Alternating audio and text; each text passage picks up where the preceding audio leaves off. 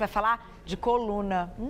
Hoje a gente vai tentar mostrar quais as profissões são mais prejudicadas com probleminhas na coluna. Mas claro, se você de repente está com um problema há algum tempo, quer que a gente coloque aqui para você fazer tirar suas dúvidas com o doutor, sem problemas, o espaço está aberto para você. Quem volta mais uma vez, doutor Paulo Porto de Mello, que é médico, neurocirurgião e sabe tudo desse assunto, Como né, vai, doutor? Carol? Seja Tudo bem? bem-vindo. Como vai? Tudo bem, como Graças a Deus, saudade de você. Bom tê-lo aqui de novo, porque esse assunto tem como, né?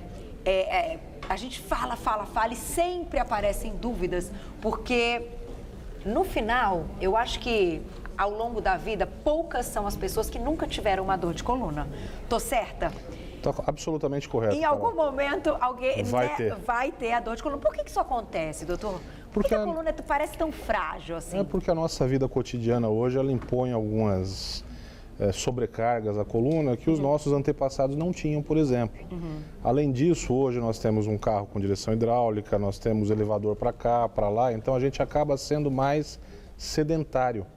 Então a musculatura que deveria ajudar a coluna, ela já não tem aquele tônus que os nossos antepassados tinham, então a coluna acaba tendo que trabalhar sozinha.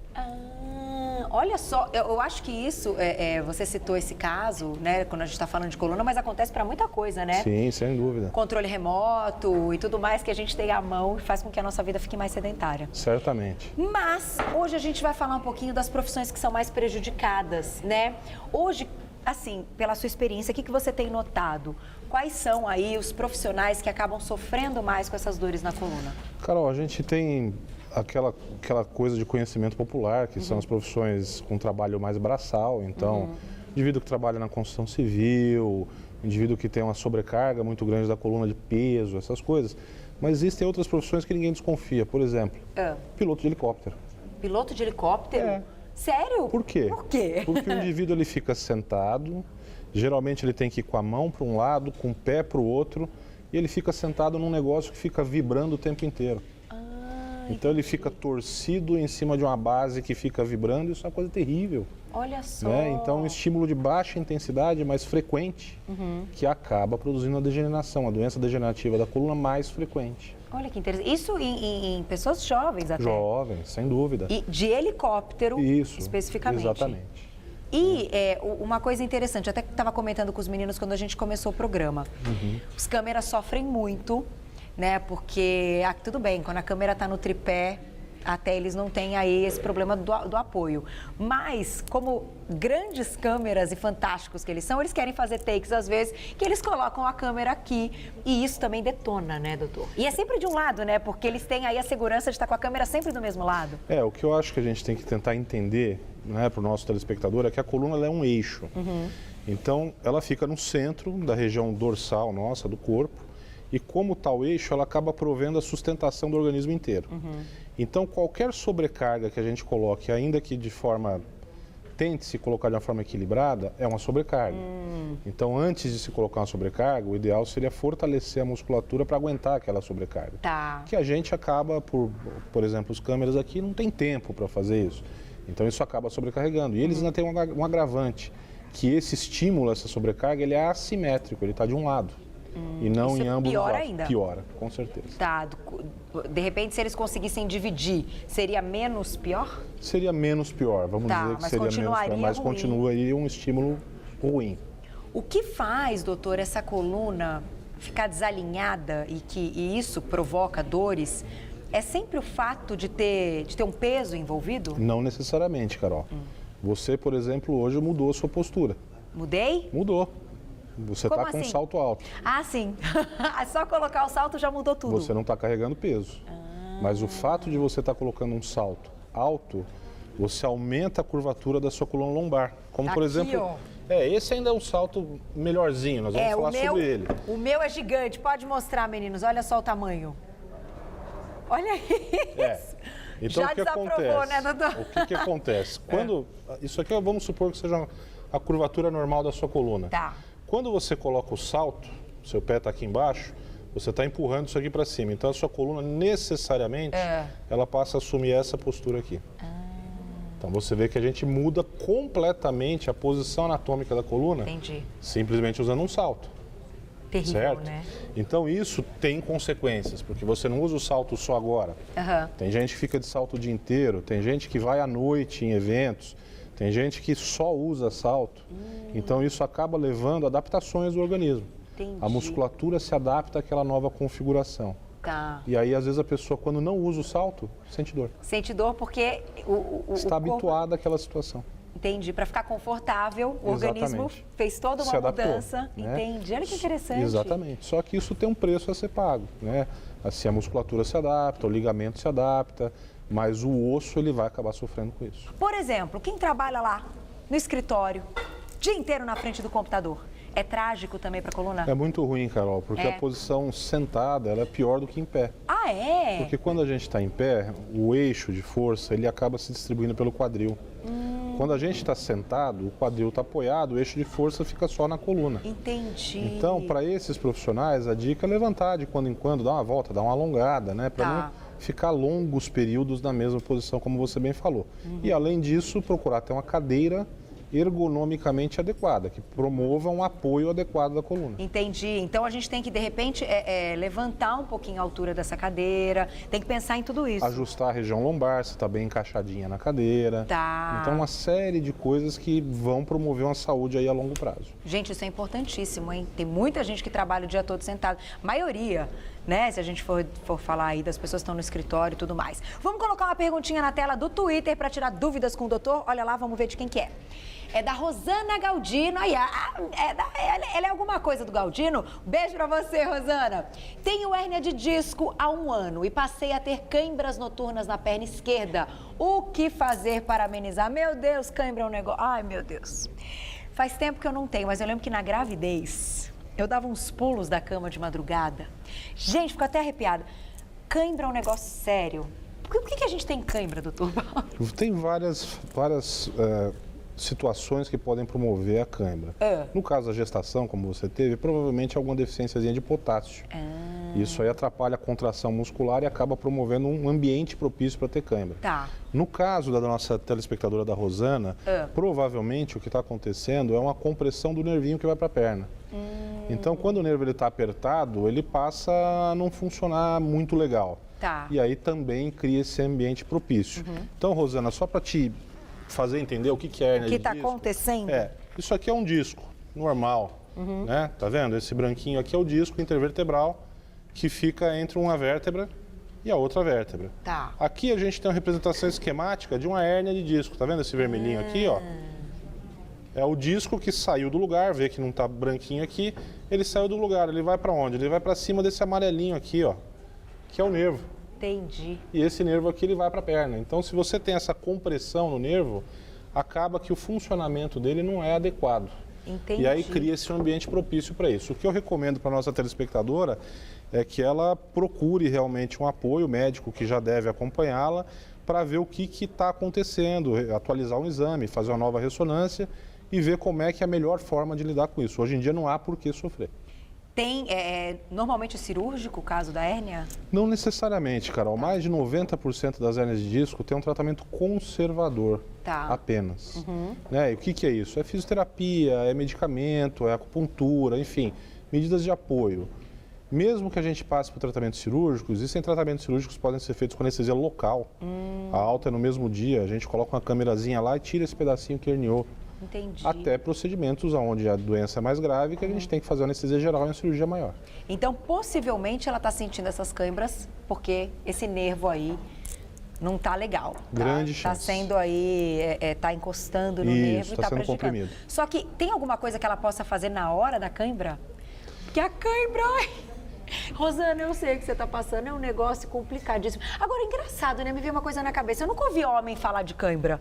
Só mas mulher. Mas tem. Você dos meninos já tiveram cãibra na perna, na panturrilha? Já? Você tem direto e vai na panturrilha? Às vezes. Eu não tinha ainda ouvido homens falando sobre isso. Normalmente as mulheres. Eu já achei que tinha relação com hormônio. Mas é um negócio que, às vezes, pode demorar até um tempo para passar. E dói, incomoda. É uma coisa muito estranha. A dor da cãibra é uma contração muscular sustentada por um tempo muito grande. Então, tanto é que o que se faz? Por exemplo, qual é o exemplo de homem que tem cãibra direto? Jogador de futebol. É, né? O camarada faz um esforço muito grande, desidrata um pouquinho, altera o potássio, ele tem cãibra. Aí procura puxar na sua memória o que o pessoal faz. Ah, o fulano caiu com cãibra. Aí entra lá o massagista correndo, joga aquela aguinha milagrosa e estica a perna do camarada. Por quê? Porque ele está alongando o músculo que está contraído erradamente. Entendi. E aí alivia a cãibra. Então, numa crise de cãibra, isso pode funcionar? Pode. Tentar esticar e alongar o Principalmente se a razão para isso for muscular. Tá. Porque no caso da Rosana, o que há é um comando inadequado, ou seja, o nervo fala para o músculo, ó, contrai. Então, mesmo que a gente vá lá e pegue o músculo e estique ele, vai vir o mesmo comando de novo, contrai de novo. Entendi. Então a gente precisa resolver isso. Vamos ver a perguntinha no e-mail, então? Vamos ver quem escreveu pra gente. Olha lá na tela. É a Lívia de São Paulo, um beijo pra você. Tenho dores na parte interna da canela, na tíbia. Pode ser reflexo de problemas na coluna? Olha, boa pergunta, hein? E aí, doutor? Olha, Carol, eventualmente sim, Tá. né? Porque virtualmente qualquer parte do nosso corpo, a sensibilidade, seja ela de temperatura, de pressão, de tato ou de dor, ela trafega através de um nervo que sai da periferia e vai até a coluna. Então, logicamente, se houver uma compressão deste nervo, pode-se ter uma dor referida, ou seja, a compressão é lá na coluna, mas a dor é referida lá longe, porque pegou justamente a parte do nervinho que está indo para essa região. Tá. Lógico que é preciso investigação para ser feito um diagnóstico diferencial, ver se não tem um problema na própria tíbia, que é mais frequente do que se ter um problema na coluna. Ah, é? Olha que Sim. interessante. E quais são os exames que devem ser feitos, doutor, para a gente diagnosticar esses problemas? Olha, o ideal é a avaliação médica primária para detectar o foco, realmente aonde que a gente vai apontar a luz para poder investigar, Tá. né? Mas se o foco for a coluna, o melhor exame que a gente tem hoje é a ressonância magnética. Tem que fazer a ressonância. Tem que fazer ressonância. Hoje em dia não há mais por que não fazer, a maior parte dos convênios cobrem, o SUS possui ressonância também. É um exame bem estabelecido, bem seguro. Tá. E, não, mas eu tenho claustrofobia. Tudo bem, você pode fazer ou sob sedação ou num exame que se chama ressonância de campo aberto, onde não tem aquele túnel fechado em cima. Ah, já existe aberto? Já temos isso aqui no Brasil. Olha que interessante, porque eu ia dizer justamente isso. Tem muita gente que deixa de fazer porque o exame parece um pouco claustrofóbico, assim. A gente tem a sensação que vai ficar sem ar, ali fechado. Que bom saber disso que já tem no Brasil, Já então. existe. Outra coisa que eu acho legal é a gente comentar o seguinte. Quando as pessoas se queixam de dores na coluna, eu vou citar o exemplo da minha avó. Vó, beijo pra você, porque o exemplo dela, eu acho que muita gente se identifica. Ela tem horários da dor na coluna. Tipo, todo dia, tal hora, é que começa a dor na coluna. Por que isso, doutor? Possivelmente, Carol, porque é o horário onde ela está mais fadigada do ponto de vista muscular. Entendi. São coisas diferentes. A fadiga, às vezes a gente está bem disposto, mas a musculatura ela não está mais, ela já esgotou as reservas dela. Entendi. E provavelmente, se a gente for analisar o dia da sua avó, a gente vai ver que ela vem num crescendo de atividades até que aquilo ali fadiga, Tá. aí ela tem dor, ela é obrigada a parar por conta da dor, Sim. e aí ela recupera um pouquinho da capacidade muscular e parece que a dor alivia um pouquinho e ela continua. Entendi. Nesse caso, o que as pessoas podem fazer? O ideal é fazer atividade física para tentar melhorar essa situação, mesmo que sinta a dor ou não. Sentiu a dor, tem que parar. Na verdade, a dor, ela no nosso organismo, é um sintoma de alerta. É como se o organismo estivesse gritando, olha, isso aqui não está legal. Tá? Então, não, mas aí a gente entra num círculo vicioso. Eu não faço atividade porque eu tenho dor e tenho dor porque não faço atividade. Como é que a gente rompe isso? Com o auxílio de um profissional. Então, o médico vai indicar o que pode ser feito, o que deve ser feito. O fisioterapeuta vai traçar um programa de reabilitação para essa pessoa. E este trabalho conjunto, ele vai reabilitar a pessoa. O fisioterapeuta vai trabalhando, o médico vai acompanhando e vai se crescendo numa recuperação muscular para tirar o paciente dessa crise. Então, o ideal realmente é procurar ajuda e não Certamente. ficar deixando a dor, chegou, passou, chegou, passou. Ficar nessa não vai resolver nada, né? Vamos colocar mais uma perguntinha do Twitter na tela? É da Bruna, né, Olha lá, a Bruna Porto, uma querida, sempre escreve pra gente. Beijo pra você. Vou ler aqui, ó. As causas emocionais também colaboram para o tensionamento da coluna? Ótima pergunta. E aí, doutor, o que você tem observado? Isso realmente acontece? Bruna, sua pergunta é excelente. É uma das causas principais de dor na coluna. É a tensão muscular. Por quê? Toda a musculatura paravertebral, ela se insere na coluna. Então, o músculo, ele, na verdade, ele é aquela parte vermelhinha do músculo, mas ele se liga no osso por 2 cordinhas que a gente chama de ligamentos ou de tendão. Tá. Então, quando o músculo ele contrai, a gente pega o tendão e puxa. Então, se eu estou puxando o osso, é óbvio que vai doer. Entendi. E essa é uma causa de dor nas costas muito negligenciada no nosso país, infelizmente. Né? E quem no nosso país não anda tenso? É muito difícil. Muito né? difícil. Então, usualmente, as pessoas se dão mais conta disso quando a dor é na região cervical. O indivíduo fala, mas hoje foi um dia difícil no trabalho, meu pescoço está me matando. Travou. Mas a lombar também pode acontecer. Entendi. Por Então isso, o estresse, o excesso de estresse... Com certeza. prejudica Por muito. isso que às vezes são necessárias manobras musculares para desfazer essas contraturas que se formam, mas também é fundamental um tratamento psicológico. Para quê? Para fazer esta pessoa que tem essas dores lidar com o estresse do dia a dia de uma forma que não pague o preço com o próprio corpo. Entendi. Na minha clínica, por exemplo, eu disponho de uma profissional que é muito focada nisso. Olha que interessante. Então tem tudo a ver, né? A pergunta da Bruna, às vezes as pessoas também Sim. não param para pensar nisso. Quantas vezes chegam em casa cansadas depois de um dia de trabalho tenso, né? De cobranças e tudo mais. Infelizmente, a gente lida com isso sempre, isso faz parte aí Certamente. das profissões e tudo, mas não pode ter isso sendo prejudicando o corpo, né? Tem que Sem ter dúvida. um alívio de outra maneira. A atividade física, então, é indicada nesse caso, para você aliviar o estresse, para tentar compensar isso. Além de funcionar como uma válvula de escape, tem a produção de endorfina, que acaba baixando um pouquinho a dor do organismo. A endorfina, então, pode contribuir para baixar a dor. Com certeza. A endorfina é um análogo natural da morfina. Então, se a gente desenvolve atividade física intensa o suficiente para isso, a gente tem uma liberação de endorfina muito grande e isso acaba funcionando como um analgésico natural. Olha que bacana. Agora eu vou fazer uma pergunta, o seguinte, que também é importante. A gente já falou muitas vezes da gravidez aqui, e claro, como o doutor explicou, inclusive com o exemplo da coluna, quando as mulheres estão grávidas, né? Eu tenho uma amiga que está quase tendo neném, ela está assim, ai Carol, mas sua coluna ficou destruída, ela já está andando assim. Eu falei, olha, eu realmente não tive problema na coluna, mesmo depois, agora que ele está maior, está pesado, e eu carrego ele só desse lado, que é engraçado como a gente desenvolve um lado para ter mais segurança, agora eu tenho um pouco mais, mas na gravidez eu não tive. Mas ela está se queixando muito. Então, o que acontece? Essa pessoa na gravidez, ela já tinha algum problema antes, normalmente, ou não? Pode aparecer mesmo quando a barriga cresce? Pode, Carol, porque durante a gestação acontecem várias modificações do corpo da mulher. Primeiro, o aumento de peso, o feto, a placenta, o líquido que se retém. Segundo, o centro de gravidade do organismo muda, então a coluna ela acaba sofrendo uma modificação na sua postura assim, de uma hora para outra, né? E além de tudo isso, a gravidez ela produz uma hipermobilidade das articulações. Por quê? Porque na hora do parto, o organismo está se preparando, a articulação do quadril ela vai ter que abrir para a criança passar. Entendi. Só que não tem como atuar focado só nisso. Então o organismo, quando ele trabalha essa questão articular, ele trabalha no corpo inteiro. Então você tem um peso puxando a coluna para frente, mais a articulação da coluna que está mais móvel do que o normal e mais uma musculatura que às vezes não foi preparada para isso. Entendi. Resultado, dor. Dor mesmo. E no caso das grávidas, o que pode ser feito para amenizar? O que a gente sugere a partir do primeiro trimestre, do final do primeiro trimestre de gestação, entrar num programa de fortalecimento muscular. Tá, Da região paravertebral especificamente, que é o que vai mais sofrer durante a gestação. entendi. Isso resolve? Nem sempre resolve, mas ameniza? Com certeza ameniza. Muito. Com certeza. Deve ser feito diariamente. Diariamente ou pelo menos com a frequência de 3 vezes na semana.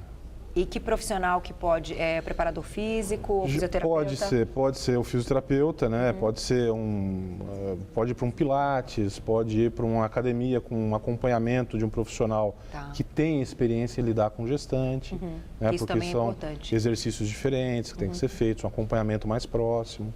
Tá. Né? Mas aí é a melhor coisa, o melhor cenário é isso. Então, meninas gravidinhas que se identificaram aí com o momento, realmente não é fácil, muda tudo. E aí depois que nasce o neném, me falavam isso e eu não acreditava. Você ainda tem a sensação que tá com a barriga. E aí você fica meio tonto, né, doutor? Você fica assim, ó, pra frente, pra trás, até você firmar e manter o equilíbrio de novo. Isso que eu achei muito engraçado no banho. Eu falei, ué, mas espera aí, não tem mais a barriga, mas a gente muda, né, a maneira de andar meio assim e tal.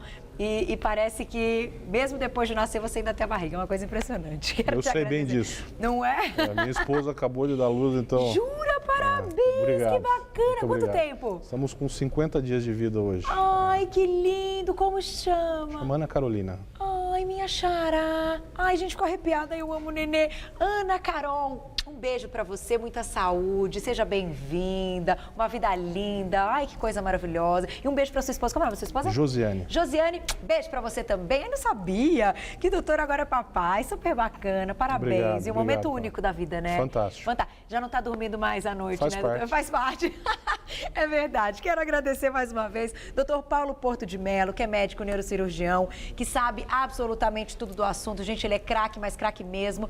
Enfim, eu não sei se eu já comentei isso aqui no programa, mas eu acho legal a gente falar que são méritos dos profissionais dos nossos convidados. Doutor dá aula fora do Brasil, né? Eu sei que você tem um período que fica fora. Então, assim, é craque mesmo. Então, todas as dúvidas que foram tiradas aqui com essas orientações, levem a sério, levem adiante, porque isso é muito importante. O site www.doutor, o doutor abreviado, Paulo Porto de Mello, tudo junto, .com.br, é um site para você tirar dúvidas e entrar em contato com ele. www.doutorabreviado, pauloportodemello.com.br. Obrigada mais uma vez. Carol. Muito feliz com a notícia, doutor. Obrigado. Tudo de bom, viu? Um beijo, até a próxima.